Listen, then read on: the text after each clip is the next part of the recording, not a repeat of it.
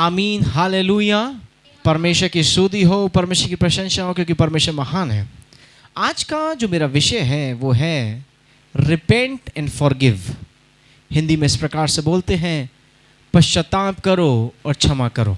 Bible में इस प्रकार से लिखा हुआ है। पश्चाताप के विषय में बहुत सारी आयतें हैं जो बाइबल में लिखी हुई हैं। मैं आपको बताना चाहता हूँ कि पश्चाताप जो है, इसका मतलब है कि अपने माइंड को चेंज करना, अपनी बातों को या अपनी सोच को, अपनी विचारधारा को बदल लेना किसी भी पाप के लिए, और उसके बाद अपनी लाइफ को कंप्लीटली डेडिकेट कर देना, उसको कहते हैं पश्चाताप। So repent means to change the mind. किसी एक पाप को लेकर अपनी विचारधारा को बदल लेना, पाप से हटकर पवित्रता में चले जाना, पश्चाताप। फॉरगिवनेस, बाइबल में लिखा हुआ है कि क्षमा करो। यदि तुम क्षमा करोगे तो तुम्हें भी स्वर्गीय पिता क्षमा करेगा। क्षमा का मतलब है कि आप उस व्यक्ति को इसके लिए अब जिम्मेदार नहीं समझते हैं। इसको बोलते हैं कि आपने क्षमा उस व्यक्ति को कर दिया है। लेकिन आज की डेट में हमें देखने को मिलता है कि कुछ लोग दूसरे लोगों को क्षमा नहीं करते, और जो दूसरों को क्षमा नहीं करता, इसकी वजह से उनकी जिंदगी के अंदर डिस्ट्रॉयनेस आ जाता है, खराबी आ जाती है। उनका विश्वास खराब होना शुरू हो जाता है, उनकी जिंदगी खराब होना शुरू हो जाती है, क्योंकि उन्होंने उस व्यक्ति को लेकर क्षमा नहीं किया। तो क्षमा नहीं करना आपके विश्वास को और आपके जीवन को नष्ट कर देता है। परमेश्वर का वचन हमें इस प्रकार से बताता है कि विश्वास प्रेम से जाहिर होता है। गलतियों की पुस्तक उसका 5वां अध्याय और उसकी 6ठी आयत में इस प्रकार से लिखा है, और मसीह यीशु में ना खतना रहित कुछ काम का है, परंतु केवल जो प्रेम के द्वारा प्रभाव करता है। क्या लिखा है? परंतु जो प्रेम के द्वारा प्रभाव को डालता है। हमें देखने को मिलता है कि आज की डेट में वो लोग दूसरे लोगों को क्षमा नहीं कर रहे हैं, उसकी वजह से उनकी जिंदगी बीमारी में जा रही है, परेशानी में जा रही है, गरीबी में जा रही है, दिक्कतों में जा रही है। इसका रीजन यही है कि उन्होंने दूसरे लोगों को क्षमा नहीं किया है, क्षमा नहीं किया। अगर कोई भी व्यक्ति मसीह में है और परमेश्वर के वचन के अनुसार अपनी जिंदगी को व्यतीत कर रहा है और वो परमेश्वर के प्रेम में है, तो वो जरूर दूसरों को क्षमा करने वाला व्यक्ति होगा। और जो परमेश्वर के प्रेम में नहीं है, वो कभी क्षमा नहीं करेगा। और जो क्षमा नहीं करता है, मैंने अभी बताया, उसकी जिंदगी नाश होती चली जाती है। उनका विश्वास परमेश्वर के प्रति नाश होता चले जाता है। उनको शक होना शुरू हो जाता है परमेश्वर के विश्वास पर। इसका कारण यही है, एक मुख्य कारण वो ये है कि उन्होंने दूसरों को क्षमा नहीं किया। आमीन। सो परमेश्वर के लोगों, मैं आज आपको प्रोत्साहित करना चाहूंगा, क्षमा करो, क्योंकि स्वर्ग के पिता तुम्हें भी क्षमा करेगा। और अगर तुमने क्षमा नहीं किया तो तुम्हारा स्वर्गीय पिता परमेश्वर प्रभु यीशु मसीह नासरी तुम्हें भी क्षमा नहीं करेगा। बहुत सारे लोग आते हैं, प्रार्थना करवाते हैं और वो कहते हैं कि पास्टर जी, हम छुटकारा नहीं मिल पा रहा है, इतने समय हो गया हमको, लेकिन आखिर क्यों हमारी जिंदगी में प्रॉब्लम अभी तक बनी हुई है? इसका मुख्य कारण क्या है परमेश्वर के लोगों? इसका मुख्य कारण यही है कि उन्होंने क्षमा नहीं किया है। किसी ना किसी को तुमने क्षमा नहीं किया है, इसलिए वो गरीबी आज भी बनी है, इसलिए वो प्रॉब्लम आज भी, समस्या आज भी वो बनी हुई है। यही वो रीजन है जो आज भी बना हुआ है। आमीन, हालेलुया। मरकुस की पुस्तक उसका 11वां अध्याय और उसकी 25वीं आयत में इस प्रकार से लिखा हुआ है, और जब कभी तुम खड़े हुए प्रार्थना करते हो, तो यदि तुम्हारे मन में किसी की ओर से कुछ विरोध है, क्या लिखा है? किसी की ओर से जो विरोध है हो, तो उनको तुम क्षमा करो सबसे पहले। सो परमेश्वर आपको ये बोलना चाहता है, तुम प्रार्थना करने जब जाओ अपने कमरे में, जब एकांत में प्रार्थना करो, उससे पहले जब तुम प्रार्थना करने बैठो परमेश्वर के आगे, सबसे पहले तुम दूसरों को क्षमा करो। जिनके प्रति तुम्हारे जीवन के अंदर कड़वाहट है, विरोध है, उसको सबसे पहले क्षमा करो। लिखा हुआ, यदि तुम्हारे मन में किसी और से कुछ विरोध हो तो तुम क्षमा करो, इसलिए कि तुम्हारा स्वर्गीय पिता भी तुम्हारे अपराध क्षमा करेगा। बहुत सारे मसीह लोग इस पृथ्वी पर रह जाएंगे, स्वर्गरोहण में नहीं जा पाएंगे, रैप्चर में नहीं जा पाएंगे। वो मसीह में तो हैं, वो फास्टिंग रखते हैं, वो दशमांश देते हैं, वो बड़ी बड़ी लंबी लंबी प्रार्थनाएं करते हैं, वो अन्य अन्य भाषाएं भी बोलते हैं, वो सब कुछ करते हैं जो परमेश्वर के वचन में लिखा हुआ है। लेकिन उनके अंदर बस एक कमी है, वो ये है कि उन्होंने क्षमा नहीं किया है। इसकी वजह से वो रह जाएंगे, वो रैप्चर के अंदर उठा नहीं जाएंगे, वो रह जाएंगे क्योंकि उन्होंने क्षमा नहीं किया है। परमेश्वर के लोगों, अपने दुश्मन को, उस व्यक्ति को जिसके प्रति तुम्हारे जीवन के अंदर कड़वाहट है, उसको अपने जीवन से क्षमा करो। बहुत सारे लोग अपनी जिंदगी में देखे हैं मैंने, जिन्होंने गलती करी है, समझ पा रहे हैं, जिन्होंने अपराध किया है, जिन्होंने गलतियां करी हैं, लेकिन वो फिर भी कहते हैं नहीं मैंने क्या किया है, ये मेरी निगाह में तो सही है, ये मेरी निगाह में अपराध नहीं है, ये मेरी निगाह में गुनाह नहीं है, ये तो सब करते हैं, मैंने भी कर लिया तो क्या हुआ।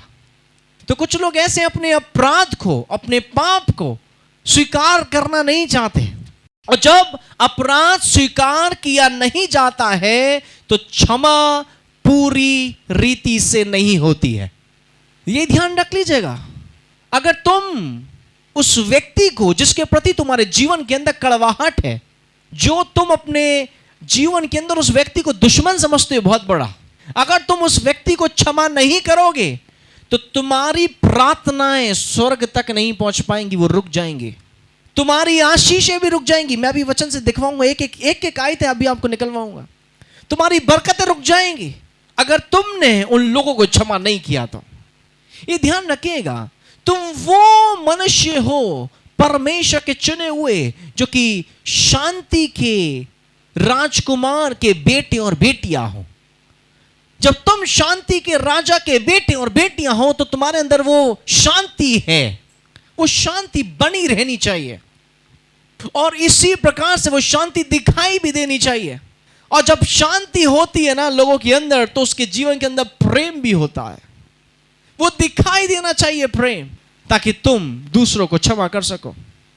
कोई भी मिस्टेक अगर हुई है, कैसे भी मिस्टेक, चाहे वो बड़ी मिस्टेक हो या छोटी मिस्टेक हो या बहुत बड़ी मिस्टेक हो, क्षमा करना सीखो परमेश्वर के लोगों, ताकि तुम स्वर्गरोहण में जा सको और उन आशीषों से वंचित नहीं रह जाओगे। वरना हालेलुया, अगर तुम उस गुस्से को, अगर तुम उस कड़वाहट को अपने आत्मा में, अपने शरीर के अंदर बसा के रखोगे तो वो कड़वाहट, वो एक जहर उगलना शुरू कर देगा तुम्हारी जीभ के द्वारा।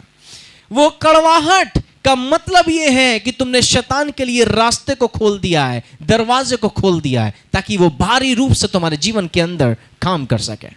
उस कड़वाहट की वजह से अगर आप उस गुस्से को, उस कड़वाहट को किसी दूसरे व्यक्ति की जो प्रति है उसको अपने अंदर रखेंगे तो आप अपनी आत्मा को जलाते हैं, और जब आपकी आत्मा जलती है तो आप शारीरिक तौर पर और आत्मिक तौर पर कमजोर होते चले जाते हैं।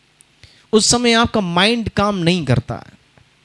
हमेशा के लोग, जैसे दूसरे लोग आपके संग बुरा व्यवहार कर रहे हैं, आप उनके संग बुरा व्यवहार मत करो, बल्कि आप उनको परमेश्वर का प्रेम दिखाओ और उनके संग अच्छा व्यवहार करो। आमीन, हालेलुया। परमेश्वर के लोगों, कोई भी अपनी लाइफ को नीचा लाइफ मत जियो, नीची लाइफ। अपनी लाइफ को एक ऊंची हायर लाइफ जियो, इस प्रकार के कार्य को करके। जो बुरा कर रहा है उसके संग अच्छा करो। आमीन, हालेलुया। So do not live a lower life, come up, ऊपर आओ, ऊंचे आओ, और live a higher life for God. परमेश्वर के लिए ऊंचा जिंदगी को व्यतीत करो।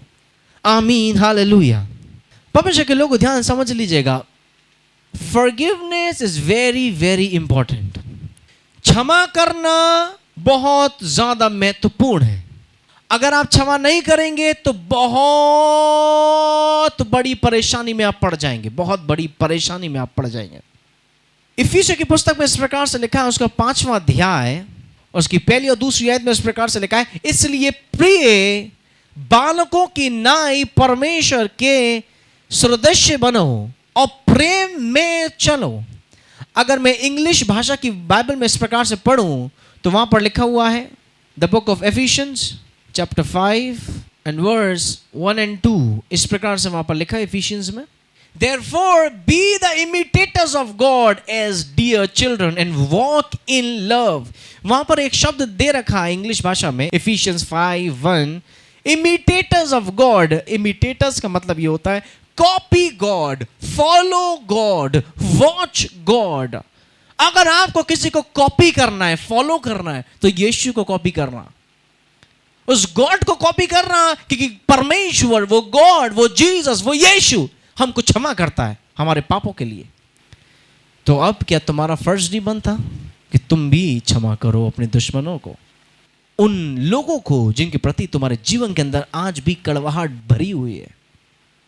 परमेश्वर कहता है कॉपी मी, परमेश्वर कहता है कॉपी करो मुझको, इमिटेटर्स ऑफ गॉड, मतलब copy Jesus and walk in love.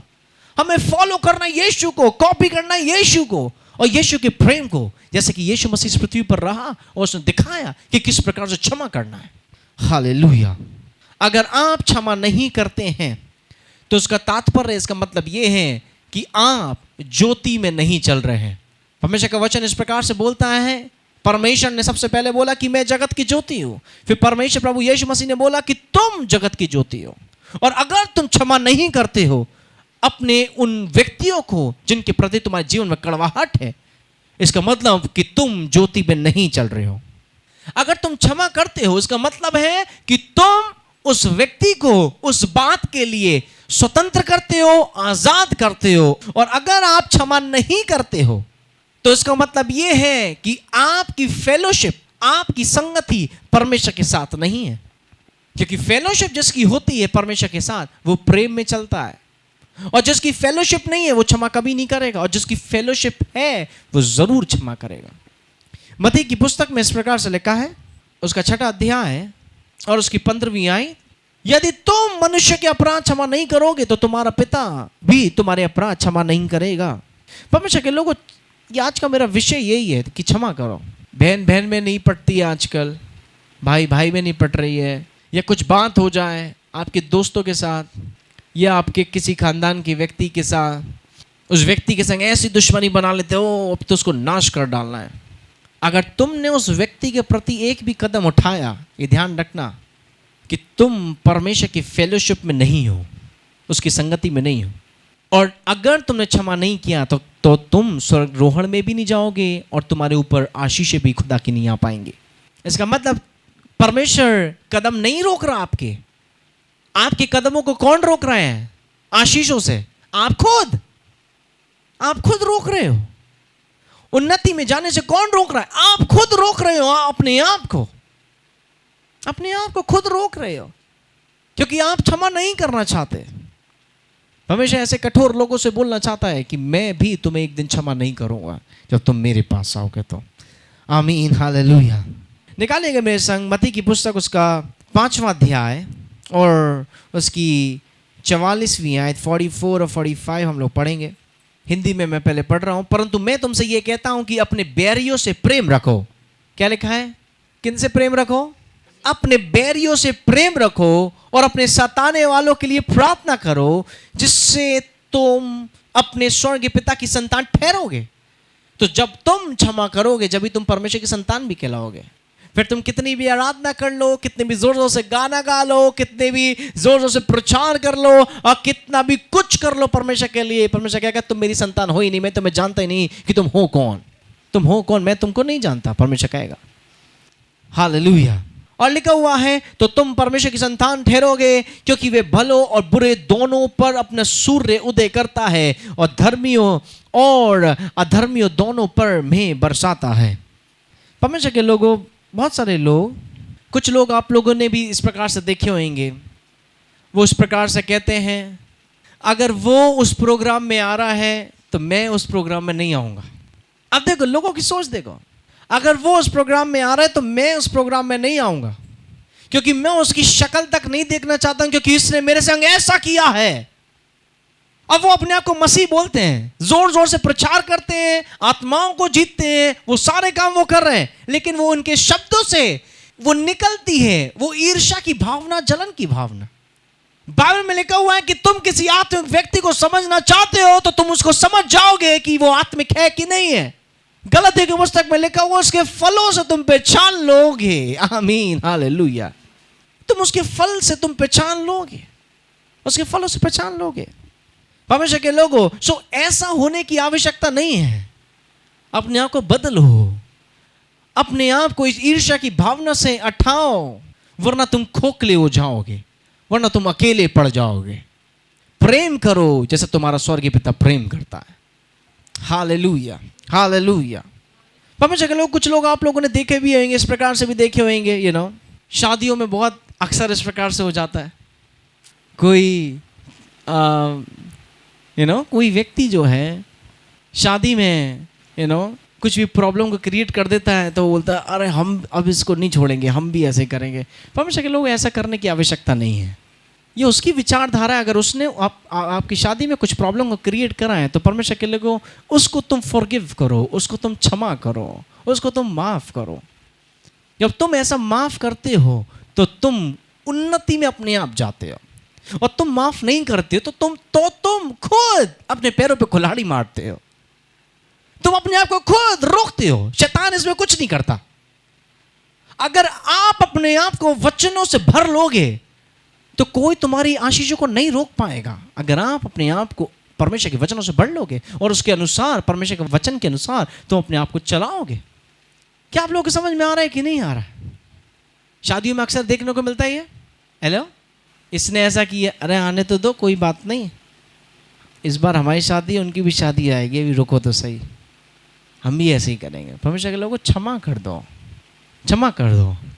मैंने अभी बताया ना, उन जैसे मत बनना कभी भी अपनी जिंदगी में। अगर तुम उन जैसे बनोगे तो उनमें और तुम में कोई फर्क नहीं रह जाएगा। अगर तुम उन जैसे बनोगे तो वैसे ही जैसे वो ठहरे हुए एक इस जगह पर, तुम भी ठहर जाओगे एक जगह पर। अगर कॉपी करना तो यीशु को कॉपी करो।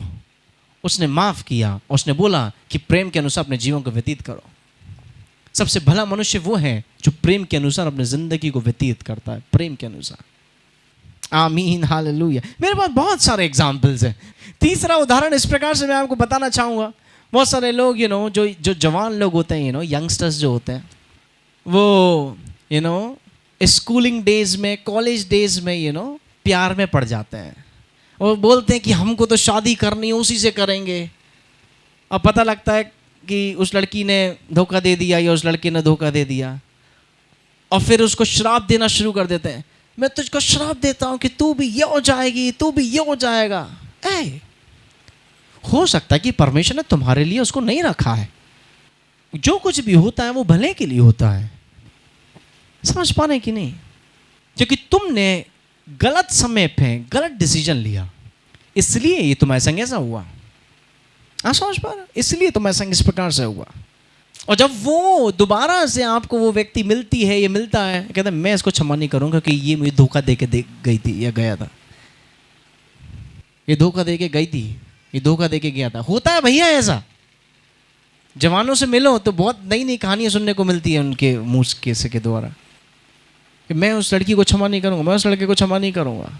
फॉरगिव देम, क्षमा करो, क्योंकि परमेश्वर तुम्हें क्षमा करेगा। You must forgive. तुम्हें ज़रूरत है कि तुम क्षमा करो, तुम्हें सबसे ज़्यादा ज़रूरत है कि तुम उसको क्षमा करो। परमेश्वर के लोगों, एक चीज़ ध्यान से समझ लीजिएगा, बहुत अच्छे से समझ लीजिएगा, और बहुत अच्छी तरीके से मैं आपको समझाना चाहता हूँ। क्रिश्चियनिटी, मसीहत की जो नींव है, वो नींव ही यही है, क्षमा करना। मसीहत की नींव है क्षमा करना। और जब तुम क्षमा करते हो तो तुम्हारे जीवन में वो एक हष्ट पुष्ट जीवन आपका होता चले जाता है। आप टेंशन फ्री हो जाते हो एकदम से, क्योंकि आपके माइंड से जो इतना हैवी लोड जो था वो उतर गया। आप समझ पा रहे हैं? वो हैवी लोड उतर गया है। और ध्यान समझ लीजिएगा, अगर आप क्षमा नहीं करते तो आप परमेश्वर को जानते ही नहीं है, और बिल्कुल नहीं जानते। ये क्षमा एक एविडेंस है जो कि परमेश्वर ने हमको और आपको दिया है। ताकि हम उसके मोहब्बत को, ताकि हम परमेश्वर के प्रेम को समझ सकें इस पृथ्वी पर रहते हुए। हालेलुया। और जो व्यक्ति क्षमा नहीं करता है वो उस पावर को, परमेश्वर की सामर्थ्य को, परमेश्वर की आशीषों को अपने आप ब्लॉक कर देता है, रोक देता है। उदाहरण के रूप में अगर कोई व्यक्ति दूसरे व्यक्ति को क्षमा करने के लिए 5 साल लगा लेता है या 10 साल लगा लेता है तो समझ लीजिएगा उस व्यक्ति को आशीष मिलने के लिए भी 5 से 10 साल लग जाएंगे। समझ पा रहे हैं कि नहीं? आपने देरी करी है, आपने रुकावट करी है, इसकी वजह से इस प्रकार से होता है। निकालिएगा मेरे साथ नीति वचन की पुस्तक, उसका 28वां अध्याय, उसका 13 आयत। इस प्रकार से लिखा हुआ है, जो अपने अपराध छिपाए रखता है उसका कार्य कभी भी सफल नहीं होता है। सुना आप लोगों ने? जो अपने अपराध को, जो अपने पाप को, उस पाप को छिपाए रखता है हमेशा के लिए, उसका कार्य कभी भी सफल नहीं हो सकता। क्यों? क्योंकि आप लोग उस टेंशन से पहले से भरे हुए हो। आपका कोई भी कार्य सफल ही नहीं होगा, आप प्रॉस्पर नहीं हो सकते, आप उन्नति में नहीं जा सकते। आपने 5 से 10 साल लगा लिए उस व्यक्ति को क्षमा करने के लिए, 5 से 10 साल आपके रुक जाएंगे, बर्बाद हो जाएंगे, और 5 से 10 साल फिर आएंगे, उसके बाद आएंगे आशीष के। समझ पा रहे हैं? बाइबल में क्या लिखा हुआ है? इंग्लिश में इस प्रकार से लिखा हुआ है, he who covers his sin will not prosper. जो अपने पाप को छिपा के रखता है, जो पाप को, उस अनफॉरगिवनेस को वो नहीं देता, वो फॉरगिव नहीं करता, वो पाप को क्षमा नहीं करता किसी दूसरे व्यक्ति के, वो वहां पर आपकी उन्नति ब्लॉक हो रही है, आपकी आशीष ब्लॉक हो रही है, आपकी आपकी आपकी आपकी रिचनेस ब्लॉक हो रही है। आप समझ पा रहे हैं? ब्लॉक कर रहे हो आप उसको। हालेलुया। आप कितने भी उपवास रख लो, कितनी प्रार्थनाएं कर लो, रात रात भर बैठ के प्रार्थना करो, लेकिन तुमने अगर क्षमा नहीं किया है, अगर तुमने माफ नहीं किया उस व्यक्ति को, तो परमेश्वर के लोगों, परमेश्वर तुमको माफ नहीं करेगा। कुछ भी रीजन हो, कोई फर्क नहीं पड़ता, तुम्हारी जिंदगी के अंदर नहीं आएगी, क्योंकि परमेश्वर जो है जस्टिफाई करता है सारी चीजों से, सारी बातों से। हालेलुया। परमेश्वर बहुत ज्यादा विश्वास योग्य है। God is so faithful to forgive. परमेश्वर बहुत ज्यादा विश्वास योग्य है क्षमा करने के लिए। बाइबल में इस प्रकार से लिखा हुआ है, पहला यूहन्ना की पुस्तक में उसका 1 अध्याय उसकी 9वीं आयत में, यदि हम अपने पापों को मान लें तो हमारे पापों की क्षमा करने और हमें सब अधर्म से शुद्ध करने में विश्वास योग्य और धर्मी हमारा परमेश्वर है। यदि हम अपने पापों को मान लें, सुनो और समझो, अपने पाप को समझो। अगर आपसे कोई भी गलती हुई है, आप उसकी क्षमा मांगो परमेश्वर से। और सबसे ज्यादा पता है क्या जरूरी है? बहुत सारे लोग परमेश्वर से क्षमा मांग लेते हैं, लेकिन उस व्यक्ति से जाके क्षमा नहीं मांगते जिससे वो गलती करी है। परमेश्वर के लोग ध्यान समझ लीजिएगा, आपको उस व्यक्ति से जाके भी क्षमा मांगने की आवश्यकता है और फिर परमेश्वर से जाके क्षमा मांगने की आवश्यकता है।